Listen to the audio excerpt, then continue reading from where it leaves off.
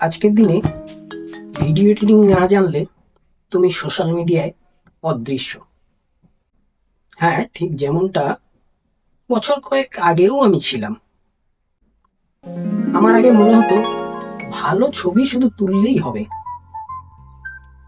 ফেসবুকে একটা পোস্ট করে দিলাম, কিছু কমেন্ট এলো, আর কি চাই। কিন্তু আমি থাকতাম সবার নজরের বাইরে। তারপর এলো রিলস, এলো শর্ট, এলো ভিডিওর যুগ।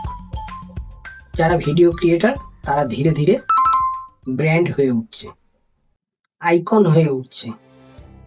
সব জায়গায় তাদের অবাধ বিচরণ শুরু হয়ে গেল।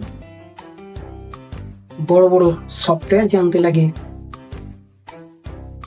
আর এই ভাবনাটাই আমাকে পেছনে ফেলে দিয়েছিল। কিন্তু একদিন আমার এক বন্ধু আমায় একটা ফোনে বলেছিল অ্যাপ্লিকেশন লোড করে দিয়ে, নে, তোর তো ভিডিও করার ইচ্ছা, এটা দিয়ে কর, দেখ, এটা দিয়েই তুই পারবি। সেই যে আমার যাত্রা শুরু। সেই দিনই আমি জানলাম বড় সফটওয়্যার না জানলেও চলে, দামি ক্যামেরা না থাকলেও চলে, একটা অ্যান্ড্রয়েড মোবাইল আর কিছু ফ্রি সফটওয়্যার বা অ্যাপ্লিকেশন থাকলেই যথেষ্ট।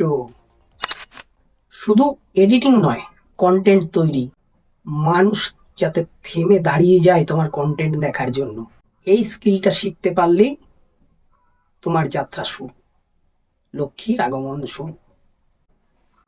আমি জানি তোমাদেরও ভেতরে ভেতরে ভয় কাজ করে, পারবো তো, ভেতরে ভেতরে ভয় কাজ করে, আরো শিখতে হবে, পয়সা খরচ করে উঠতে হবে, নইলে কি সম্ভব।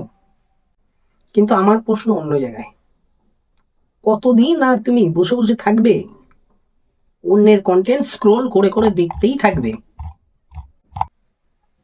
যে কন্টেন্ট তুমি করছো সেটা দিয়েই শুরু করো। আজকের এই কন্টেন্ট ক্রিয়েশনের অনুপ্রেরণা ভবিষ্যতে তোমাকে হবে সেই গল্পের অনুপ্রেরণা। তোমার জীবনটাও কি তুমি ভিডিওর মতো সুন্দর করে সাজাতে চাও না? তোমার গল্প কি কাউকে নাড়া দিতে চাও না? তাহলে আজ থেকেই শুরু করো, ভিডিও এডিটিং শেখো। আজ আর অপশন নয়, এখন থেকে এটাকে বাধ্যতামূলক করো, নিয়ম করে কাজ করো। তোমার ফোনটা এখনই হাতে তুলে নাও, একটা ছোট্ট ভিডিও বানিয়ে ফেলো, ভুল করো, আবার বানাও, এইভাবেই শিখে যাবে। শিখতে গেলে কারো কথা শুনে থামলে হবে না। তাই স্কিলই ভবিষ্যৎ, আর সেই ভবিষ্যতের জন্য আজ থেকেই শুরু করো। আমি বিশ্বাস করি তুমি পারবে।